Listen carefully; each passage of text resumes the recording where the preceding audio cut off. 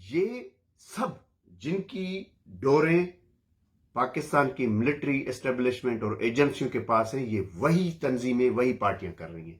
دیکھیں مزیدار بات، اب سندھ کے وہ قوم پرست جو اپنے آپ کو قوم پرست کہتے ہیں اور تعصب پرست اور فاشسٹ سوچ کے ہیں، اور اصل ان کی ڈوریں ان کی فوجی ایجنسیوں کے پاس ہے، وہ ٹارگیٹ ہٹ اس میں اب الطاف حسین ہے ہی نہیں۔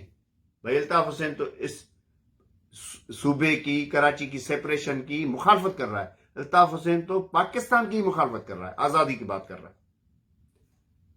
وہ بہادر آباد ٹولے کو، آفاق کو، مصطفیٰ کمال کو نہیں ہٹ کر رہے ہیں، وہ پی ٹی آئی کو نہیں کر رہے ہیں، جو پی ٹی آئی اس سارے اس مشن میں فیسلیٹیٹ کر رہی ہے فوج کو،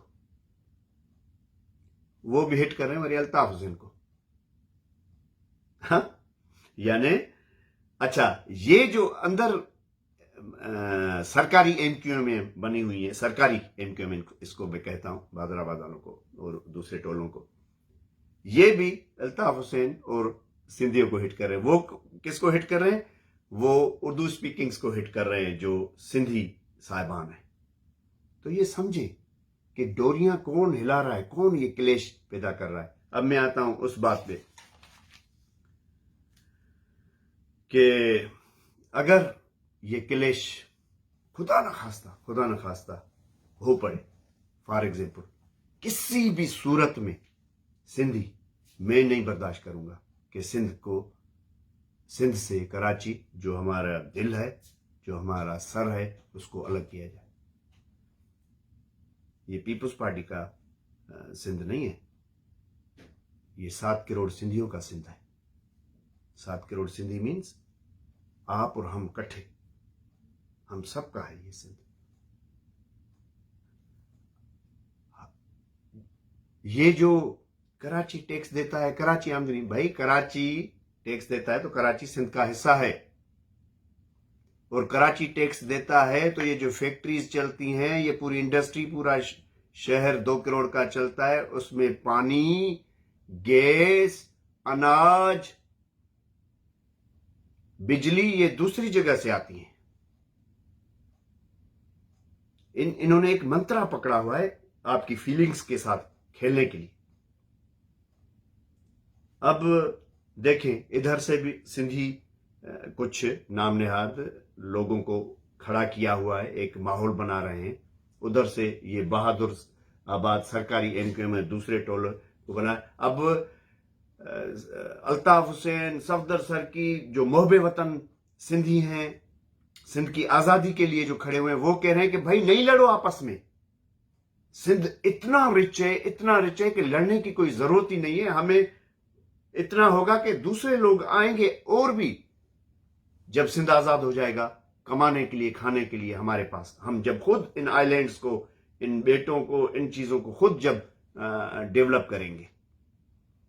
بھائی کراچی کا مسئلہ، یہ جو 1 کروڑ لوگ دوسرے صوبوں سے اور دوسرے ملکوں سے بھرے پڑے ہیں کراچی میں، کچی آبادیوں پہ، نالوں پہ قبضے کیے ہوئے، سندھیوں نے تو نہیں کیے۔ یہ نالوں پہ کن کے قبضے ہیں؟ کس کو پتا؟ مگر وسیم اختر کو پتا نہیں ہے نالوں پہ کس کے قبضے ہیں؟ یہ کچی آبادیاں بڑی بڑی کنوں نے بنائی ہیں؟ کون سی قومیتیں کہاں سے آئی ہیں؟ کن صوبوں سے، کن ملکوں سے آئی ہیں؟ بھائی نکالو ان کے سندھ حکومت کو، ایم کیو ایم جو اسمبلی میں بیٹھی ہے، ان سب کو، پیپلز پارٹی کو یہ مطالبہ کرنا چاہیے کہ بھائی اپنے اپنے صوبے کو ان کو لوٹاؤ، یہ برڈن ہٹے کراچی سے، کراچی پھٹ رہا ہے۔ تو آٹومیٹک سوریج کا بھی مسئلہ حل ہوگا، کچرے کا بھی مسئلہ حل ہوگا، دباؤ گھٹے گا آبادی کا۔ یعنی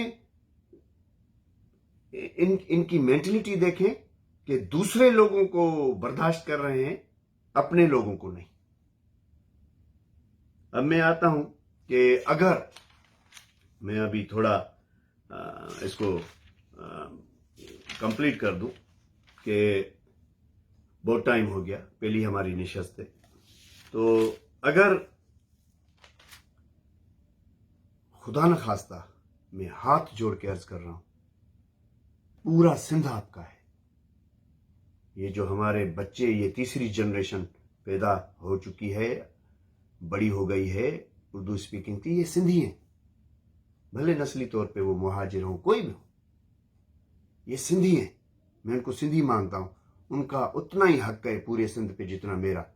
आपका ठट्टा पे, मकली पे, मोहनजो दड़ो पे, जोही के इसके गोरख हिल पे, कारगुंजर हिल्स पे, जहां से ये ग्रेनाइट चोरी कर रहे हैं, कोयला चोरी कर रहे हैं, जोही के ऑयल पे, और जो 69-70% पिछले 40 सालों से सिंध गैस दे रहा है, ऑयल दे रहा है, उस पे यार आप लोगों का वही हक है, वही इन मादनियात के जितने सिंध में जखायर हैं, बड़े बड़े गैस के, तेल के, ग्रेनाइट के, दूसरे मिनरल्स जहां से निकल रहे हैं, आप देखें उधर पटेवाला और चौकीदार भी सिंधी नहीं मिलेगा, वो भी दूसरे सूबों से आए हुए हैं, सब ये दूसरे लोग काम करते हैं। तो मैं तो चाहूंगा कि भाई हम आपस में मिलके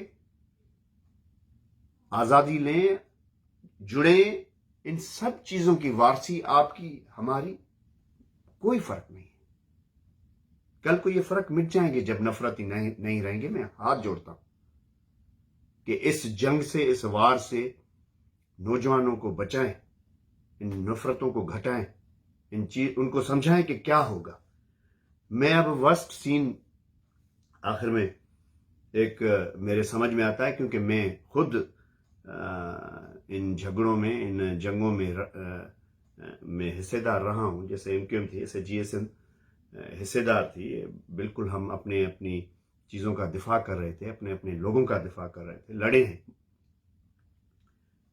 मैं कहता हूं कि अगर कराची में अब ये फसादात फूट पड़े या कोई भी झगड़ा ये इनिशिएट करवाएंगे, एजेंसियों की सारी कोशिश ये है पाकिस्तान की मिलिट्री एस्टेब्लिशमेंट के कि इधर बड़ा फड्डा हो, ताकि वो इसको लेके, उस फड्डे की आड़ में इसको लेके वो अपने अज़ाइम पूरे करें जो मैंने पहले डिस्क्राइब किए। तो क्या होगा अगर कराची में इस किस्म की जंग हो, सिविल वार होगी, लोग बेरूत को भूल जाएंगे। बेरूत की सिविल वार, बोस्निया की सिविल वार हर किसी को पता है ना, और हर किसी ने देखी भी है। डॉक्यूमेंट्रीज नौजवानों को कहें कि वो निकाल के देखें, वो भूल जाएंगे। कराची के तीनों तरफ, एक तरफ समंदर है, तीनों तरफ सिंधी है। कराची को गैस, बिजली, पानी, अनाज, ये चारों चीजें कराची के पास नहीं है। इसलिए समझने का मकाम है। अगर जंग होगी, हर कोई अपने अपने पॉकेट्स में जाएगा, इकोनॉमी बिल्कुल बैठ जाएगी। किसको नुकसान होगा? कराची वालों, मेरे उर्दू बोलने वाले बहन भाइयों, मेरे सिंधियों, मैं आपसे पूछ रहा हूं, किसको नुकसान होगा? कौन तबाह बर्बाद होगा? किसकी एजुकेशन खत्म होगी? किसका बिजनेस खत्म होगा? किसका शहर और महल तबाह होंगे? आप ये चाहते हैं कि ये गली गली फाइट हो, हम एक दूसरे का खून पिए, एक दूसरे का मांस नोचें और एनिमल बन जाए? मैं हाथ जोड़ता हूं, प्लीज उन कॉन्फ्लिक्ट्स को समझें। ये हमारी जंग नहीं है भाई, हमारी मिल के जंग है पाकिस्तान से आजादी की, सिंधु देश के लिए, सिंध की आजादी के लिए। इस नशस्त में इतना ही। अगर कुछ नागवार गुजरे तो माफी का तलबगार हूं। जिए सिंधु देश, जिए साईं, जिए